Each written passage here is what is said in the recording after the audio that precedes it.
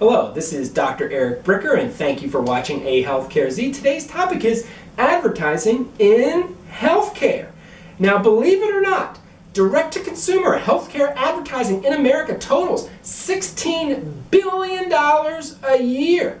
Now, that was in 2018, most recent year I could find. So 55% of that advertising was on TV ads, and 34% of that advertising was on internet ads, whether it be Facebook ads, banner ads, etc. So then in 2021, the research firm, I'll leave a link to it in the show notes, believes it's going to flip. Okay, they think the TV ads are going to go down to 42%, and that the internet ads are going to go up to 46%. So the majority of ad spend is going to go from TV to internet, which is pretty similar to what we've seen in a lot of other areas, right? Because all the eyeballs are on the internet. Now, keep in mind that there are only 2 countries in the entire world where direct-to-consumer pharmaceutical advertising is legal. And those 2 countries are the United States and New Zealand. So we are unique when it comes to the world of healthcare in many ways, but this is one of the ways. Okay, next up, I want to put this advertising spending in context of a Harris poll.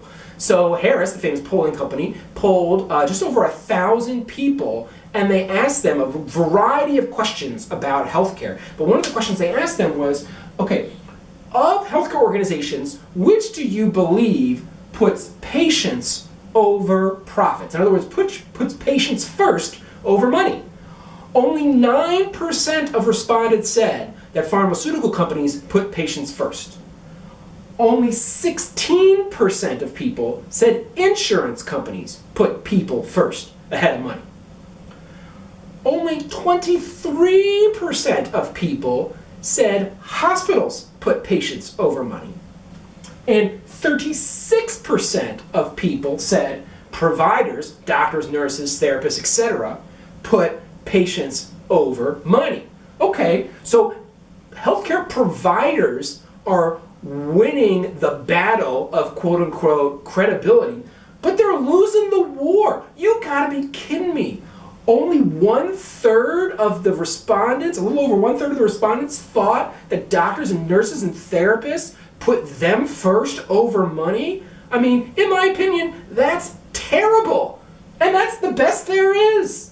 So the conclusion of this Harris poll, they themselves at Harris say, look, consumer skepticism is high in healthcare. Consumer skepticism is high.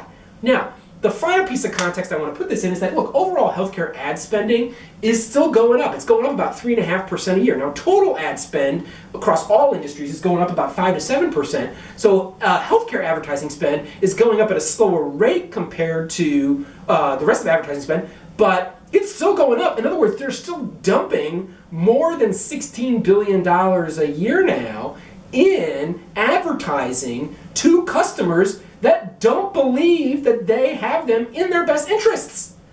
So what does that mean? What do we conclude from this? Well, we got a few things. So one, the entire movement by United Healthcare and Aetna CVS to become providers is going to be facing a major headwind when you have insurance companies about half as trustworthy as providers, and even then, it's super low at 16%. So that is a big problem that they're going to have to overcome.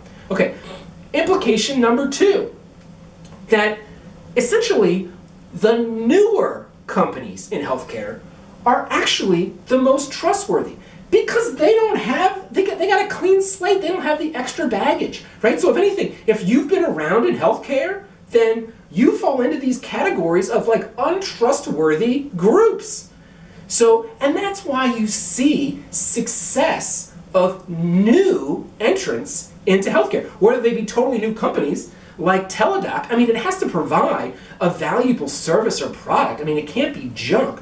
But the point is, the fact that they were new was not necessarily a hindrance. In fact, it might have even helped them because they had a clean slate from a reputational perspective. I mean, Teladoc is essentially a provider, right? It's a telephonic or video conference based physician, et cetera, that you're seeing because they're essentially a provider, and they have a $16 billion market capitalization currently. Okay. Also, ChenMed, talked about them before. Okay, so they're a bunch of doctors that take on Medicare Advantage risk for delivering primary care to people. Like, they're new. They're not St. Mary, St. Vincent, St. Joseph's. They're not blah, blah, blah health system that's been around for forever. They're new. And they're successful, growing at 35% a year. Okay, Amazon is moving into the healthcare space. They've got their own fitness device. Apple is moving into the healthcare space. They've got their own fitness device. Google bought Fitbit. They're moving in to the healthcare space. So here you have these not quote-unquote non-healthcare companies that are starting to move into the healthcare because from a reputational standpoint, they're actually ahead of the game.